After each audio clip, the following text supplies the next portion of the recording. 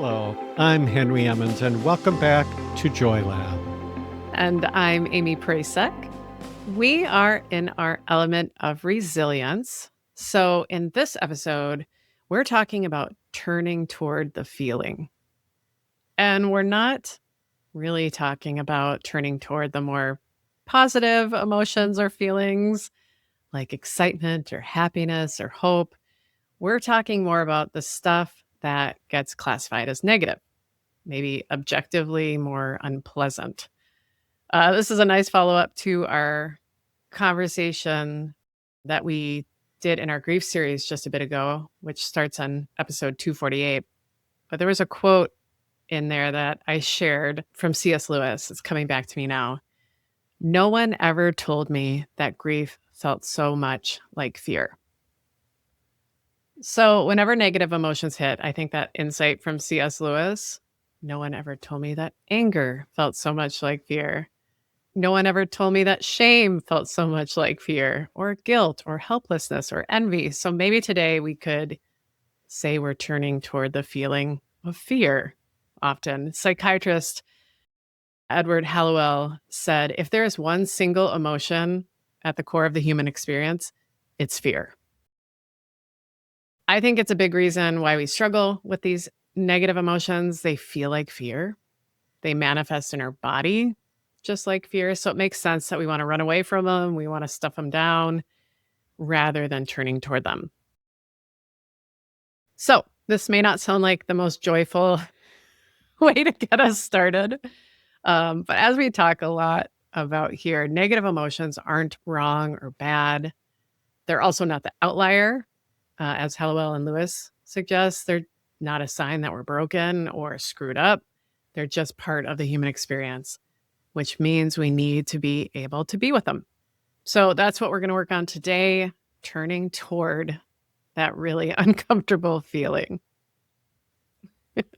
Well, we do a lot of work at turning toward the good feelings too in Joy Lab, don't yes. we? Yeah. So we're just, this is really just a helpful skill, I think. And, it's not that we're even trying to solve anything or fix anything. It's just such a good skill to know how to navigate these challenging, difficult emotions that otherwise throw us off our game, take us out of that balance or equanimity that we're all seeking in one way or another. And like you said, Aimee, I think fear is absolutely central to our lives. And the psychologists, psychiatrists you mentioned, but also spiritual teachers often refer to fear as the central negative emotion. And then the others are some variation or another. Animals also experience fear, right? It's not just human beings. The big difference is that once the threat is gone, animals' fear usually subsides very quickly, like ridiculously fast. Whereas we humans can generate fear and keep it alive purely with our thinking. I remember a well-known neuroscientist saying something like, humans have evolved to be smart enough to make ourselves sick because we think so much. So, we can keep it alive with our thinking, and we do frequently do that. So, in a sense, I see negative emotions as thoughts embodied, the thoughts that have taken up residence in our body somehow. And they can get lodged in there. And as I think all of us know through experience, they can sometimes stick around for a very long time. They can even, sometimes people use the word sticky about their feelings. But it is our body where we experience our emotions. They are physical. They are a physical thing residing in or moving through the body in some way. If a thought stayed only at the level of thought, it might be unpleasant, but it won't really harm us, at least not much, unless we allow it to kind of take root in us or we take some sort of action on it, because of the thought that is itself harmful. But what we want to become good at is being able to see a thought just for what it is and let it go before it even turns into an emotion. When it does become an emotion, especially one of these negative ones that we're talking about now, as we know, it can really be uncomfortable. It can cause real emotional pain. It can even cause great distress. And this happens to all of us at one time or another. And frankly, I don't think we'd want it to not be there. We wouldn't want to be emotionless. Sometimes I see that with people being treated for depression, for example, taking certain medications or high enough doses of medications that it just leaves them feeling flat or dull. And that is not a good way to live. It might be a little relief in the short term, but over the long haul, we don't want to be without emotions. It's part of what really makes us feel alive.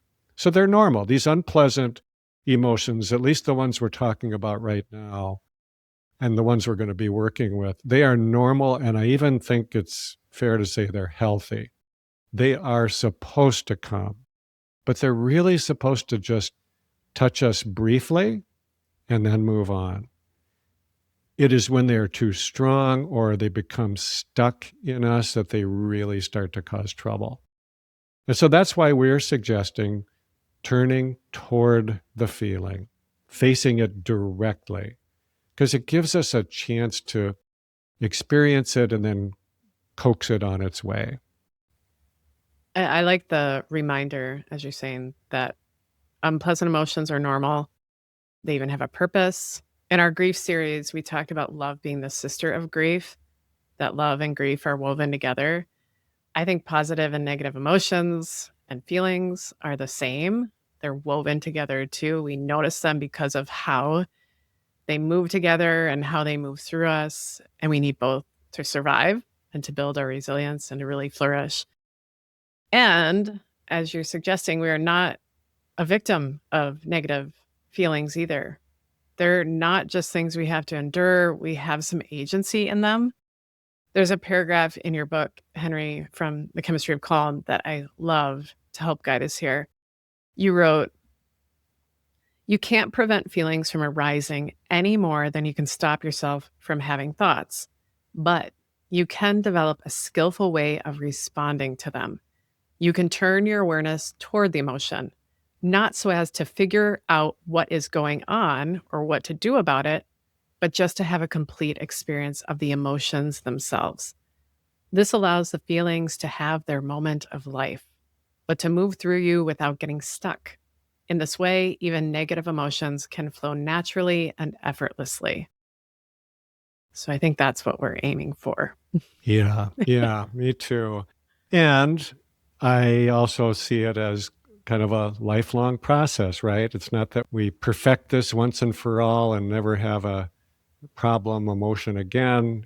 They keep happening, but we can also keep getting better at them. And it's working through the little day-to-day things, not the great big ones that really throw us off, but the little day-to-day hurts. It is really helpful at gathering together the skills that we can apply then when the really big things come along, which of course they will. So it's kind of like that emotional immune system idea that I talked about recently too, with regards to grief, where we develop the ability and the skill by being exposed to the very things that harm us or that we react to. And that's how the immune system develops and evolves. If you grew up in a bubble so that or you were so extremely careful as a child that you never got really exposed to germs or whatnot, your body doesn't have a chance to develop that immunity. And likewise, if we don't experience the slings and arrows of life, the little day-to-day things that hurt us, how are we ever going to develop the real ability and the skills to protect ourselves when something really virulent comes along? Yeah, I love the emotional immune system metaphor. I think it works really good here too, because it makes me think of Well, a few things. The fact that these things will come, we will be exposed to them, and we can care for ourselves after, right? When we know we're getting sick, there's things we can do. There's also things we can do to kind of minimize our risk, to lower the impact. Um, it makes me think of also the differences between emotions and feelings, which I think can be helpful. So the terms are often used interchangeably, emotions and feelings. I often use them interchangeably, but there's likely a meaningful difference between them. And I think it's helpful to tease them apart, or at least play with this in our minds for a moment. And you hinted toward this earlier, Henry. So emotions can be thought of as sensations in our body, or at least originating as sensations. And then feelings build on those sensations with our mental thoughts and interpretations. For example, before I give a talk in front of people, like real humans, I feel this knot in my stomach and a racing heart. That physiological reaction is the emotion. And the point of that reaction is to, if needed, motivate me to take an action that keeps me safe. It's not a bad thing, it's an instinctual response. And then my feeling in response to that emotion or sensation is, oh my God, I'm so unprepared. What am I doing? Why did I agree to do this? I want to go home. So the emotion, essentially a fear response, has taken a leap in my mind into feelings of insecurity, inadequacy, worry, uncertainty. And if I hold onto this emotion tighter, those sensations, and add more layers of interpretation and judgment, which I can skillfully do, then I can get lots more feelings to pile up as well, like regret and embarrassment. And then what do you know? Another surge of emotion can come in as well in response to my feelings. So this is sometimes called emotional elaboration, or the cognitive emotional feedback loop in CBT. It can be quite a cycle of piling up emotions and feelings. Dr. Antonio Damasio, who has done a lot of work in this area of feelings, emotions, and consciousness, writes that it is helpful to think of feelings in music terms. Feelings perform the equivalent of a musical score that accompanies our thoughts and actions. I kind of like that. It's like that music is just always playing in the background. The feelings always arise. And as we work with our emotions and feelings, we can start to change the music. I think if that's what we need or want, we can change the station, turn the volume down, or even compose some new pieces if that old music has overstayed its welcome. So with all that said, the line between emotions and feelings can be blurry. It gets you in the weeds sometimes with scientific terms and concepts. There's good debates on this in the research. But I think the distinction between these emotions and feelings can be important if it helps you gain some confidence or insight into your power here. Like essentially that there is a space between the stimulus, the physical emotional reaction, and the response, the feeling, that we can work in that space, work to soften the stimulus and also the response. We can work in that space to influence the feelings that arise, how big they are, how long they last, if we believe them, and even working to change them to change the music. So the point is that yes, this stuff can rise up, but we do have some power here.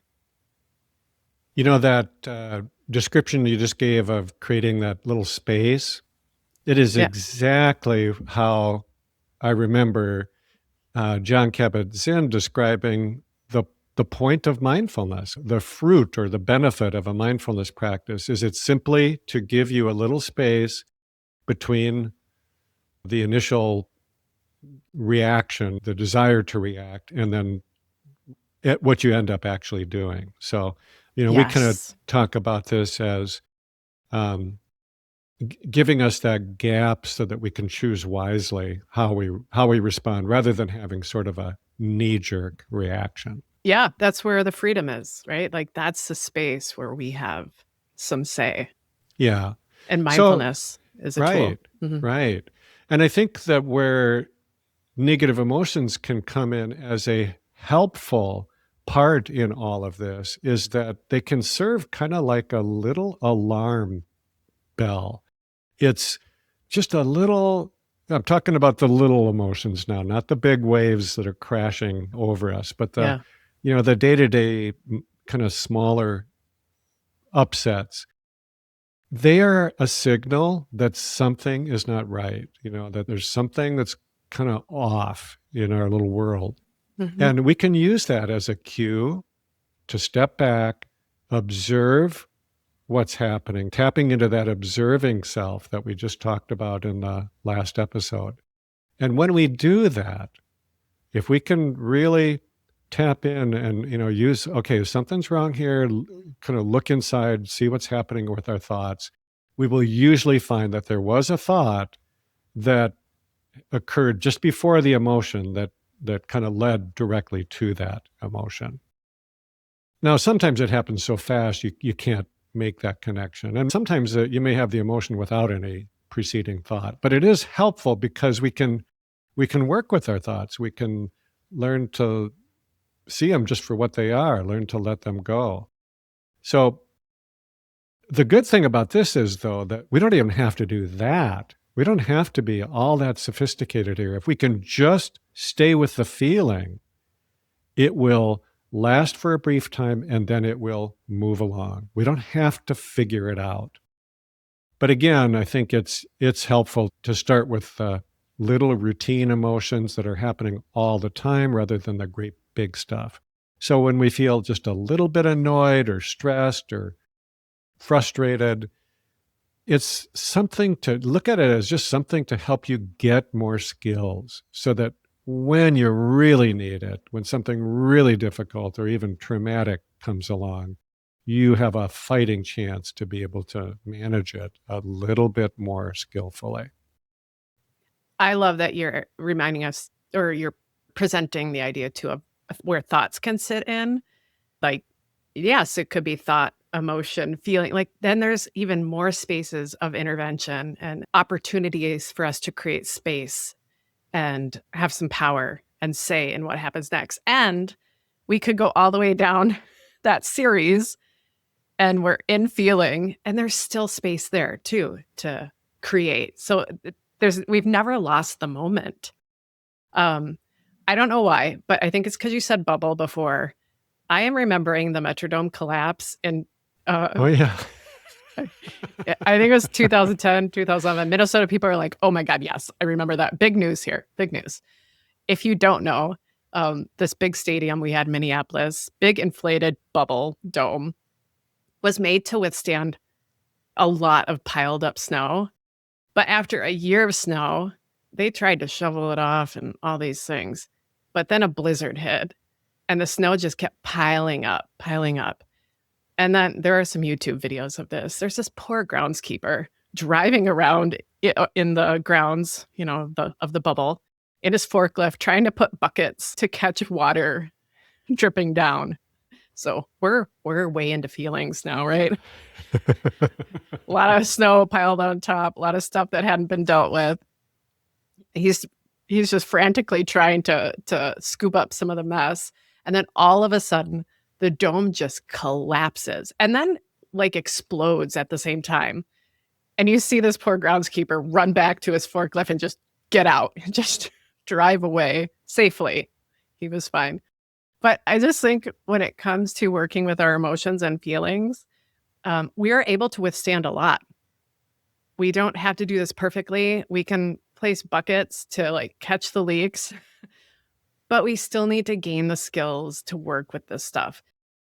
Just as you said, Henry, because when the blizzard comes, and there will be multiple, if you can have less stuff piled up, then the damage will be less too. And you can navigate more skillfully when those leaks happen, getting the snow off the roof, and if there is a bit of a collapse. But if we don't, just seeing this Metrodome do this collapse and the explosion at the same time, I've been there. Like those two opposing forces of just done. I'm done. This has got me. And the cleanup is expensive. I mean, I think we just bulldozed the dome after that, right? It was like, Yeah, I think pretty soon after that. it was just too much work. So let's do it on the front end, not let this stuff pile up. Let's let it move through us. Let's practice navigating it. And we can do that. We've got 3 really, I think, helpful cues or steps that we can come back to when we feel the wave of an emotion hit, like not a blizzard. Let's catch it on like the flurries on the days when we've got some snow that we can push away. But these cues, these steps are embody, observe, and yield. Henry, do you want to get into these, explain these a bit? Sure. Yeah, now I'm going to think of them as shoveling the snow off the roof while the snow is falling, so that it doesn't build up so much. That's Absolutely. how I'm gonna. Yeah. So whenever difficult or unpleasant emotions arise, we have some choices to make. One, we can push them away, but that takes a lot of energy and it just leaves them kind of stuck in our system. 2, I guess we could ignore them, which doesn't maybe take as much energy initially, but it does leave them stuck. In fact, that's when the snow is piling up. Yep. And you're thinking, it's not going to collapse. It's yeah. Fine. Or we can turn toward them, even briefly, and allow them to move through us. This is when we stick our tongue out and we let the snow just like fall on our face, or we do snow angels. Yep. Well, so here are 3 simple steps that you can take. I'll describe them here kind of briefly, and then in the Joy Lab program, we're going to give a really in-depth guide for how to apply this. But here they are. First is to embody. And it's as simple as turning your attention towards your body, and it's usually in the midsection, chest or belly, and simply ask yourself, where do I feel this? So all you need to do, you don't have to fix it, you don't have to understand it or figure it out. You don't even have to name the emotion, because as we learned earlier, they're all some version of fear, right? You just need to notice it and experience it in your body. So embody. Second is to observe, which is to go a little deeper with that. What does it feel like? And then as I'm observing it, how does it change or move? Or, does it seem to wax and wane? And then thirdly is to yield, allowing it to be there without grasping onto it or pushing it away. Just letting it be there and letting your attention stay on it so that it will leave on its own accord. Starting with the small emotions, we are building up our emotional immune system, trying to become more skilled at dealing with our emotions so that we really can take it on when we need it. I think the key to start small is super helpful. I also think it can be really helpful in that yield step to tune in to see if your body is asking for some movement to assist the emotion with its journey through you. I find that really helpful. I mean, watch a kid get mad. They will stomp their feet, clench their fists. They are not stuffing it down. And you can like really see the emotion, the physical sensation moving in their bodies. We don't grow out of this need to kind of move with emotions when they urge us to. We can do it more skillfully, though. So it could be that you cry, unapologetically cry. Maybe you need to lay on the ground and just like feel the earth or ground on your back supporting you. Maybe you need to stomp your feet or scream into a pillow or take a walk or a run. Shake it out like a rabbit that just got chased by a fox. Henry, you noted this earlier. Most animals do this after a stressful episode. They shake off or do some kind of observable movement to release stress hormones. If you want more on this work, I'd say check out Dr. Peter Levine's work with somatic experiencing. What's that one with the zebra and the ulcer, Henry? Who's that? Is that Levine? I No. believe so. Is it? Well, I don't know about I think you might be thinking of, oh gosh. two different neuroscientists, but Okay, I think there's zebras and then there's ulcers, and they're separate. I don't remember either. Oh my goodness, folks! I'll put some books in the show notes. It might be a zebra with an ulcer or two separate creatures. But yeah, if you're like, ooh, that feels right to me, I want to move with this, and you have this wisdom, reading Levine's work or learning about zebras and ulcers, but you do know what your body needs. It's as instinctual to you as the emotion rising up. It's like your superpower of interoception. We've talked about that before, I think, in episode 38. So I'm going to link that in the show notes too. You know it, don't you, Henry? I just came up with it, Aimee. Please tell me. It's Yes, bother me. It's Robert Sapolsky. Sapolsky. And he did write a book called Why Zebras Don't Get Ulcers. And actually, that's where I got that quote earlier, that zebras don't get ulcers, but humans do, because we're smart enough to make ourselves sick. Oh my God, yep. There it is, everybody. So Sapolsky. We did it. Sapolsky's great. Levine, they've all done this kind of work on stress and resilience. So, yeah, your body will guide you in safe and healthy ways to assist the emotion in, through, and out. It might be more still. It might be more active. Listen to that wisdom. As you have said, Henry, listen, and then, we can continue to practice. Yeah, I think you could even consider this befriending your emotions. We're just trying to develop a normal, healthy relationship with them, because they are normal and healthy, even the ones that we don't like. Yeah. Now, sometimes they get stuck, or we get locked into these patterns, these habits where we, become easily reactive, emotionally reactive.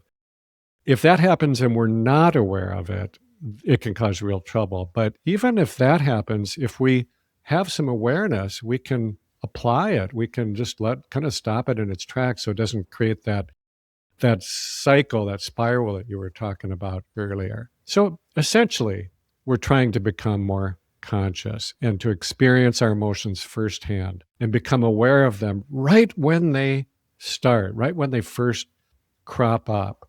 That's just the first necessary step in making friends of any kind. And here we're trying to make friends of our emotions. So we want to let them come, touch us briefly, inform us in some way, and then move on.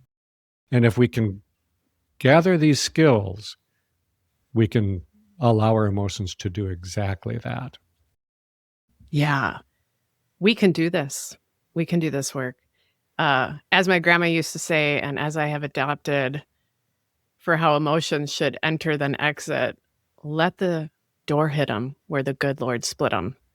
So emotions, even if they're your friends, they don't need to overstay their welcome. On they go. To close our time today, I want to share some wisdom from Henry Nouwen, encouraging us to turn toward these emotions, turn toward our pain, so that we can transform it. This is from his book, The Wounded Healer. Here's what he wrote. When we become aware that we do not have to escape our pains, but that we can mobilize them into a common search for life, those very pains are transformed from expressions of despair into signs of hope. Thank you for listening to the Joy Lab podcast. If you enjoyed today's show, visit joylab.coach to learn more about the full Joy Lab program. Be sure to rate and review us wherever you listen to your favorite podcasts. Please remember that this content is for informational and educational purposes only. It is not intended to provide medical advice and is not a replacement for advice and treatment from a medical professional. Please consult your doctor or other qualified health professional before beginning any diet change, supplement, or lifestyle program. Please see our terms for more information.